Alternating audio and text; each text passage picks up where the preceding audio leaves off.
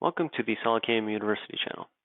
In this video, we'll be covering the tool axis control options in the simultaneous 5-axis milling toolpath. So this is one of many videos we're going to have in this series where we're going to cover each one of those different options. In this video, we're going to cover tilted relative to cutting direction. So tilted relative to cutting direction simply means that you're going to tilt the tool basically based off of whatever direction of cut is, and it's still going to be tied into the surface normal. So let's take a look at how that works. So I'm just going to open up this toolpath here.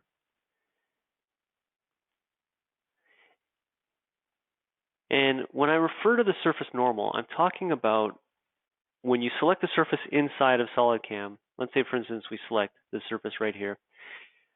SolidWorks and SolidCAM define a surface as having a perpendicular vector, basically indicating the outside face. Now, because this is a face of a solid, that yellow arrow is automatically pointing outside into space, outside into the air. But if you were doing this simultaneous toolpath on a surface that you generated inside SolidWorks, then that vector would help you to tell SolidCAM which side of that surface is effectively, quote unquote, up, or the outside. So that is the vector that is used in the majority of these options. Now in this toolpath, it's going to be used to orient the direction of the tool.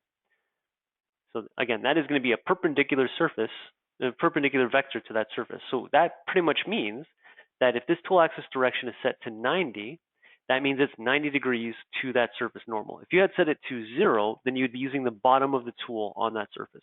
As it's set to 90, what that's going to do is generate a toolpath that, when it comes out, the side of the tool is going to be what engages that material there. So again, that is 90 degrees to that surface normal. So when we do a simulate on that, we'll see that that tool is coming down and it's using the side of the tool there.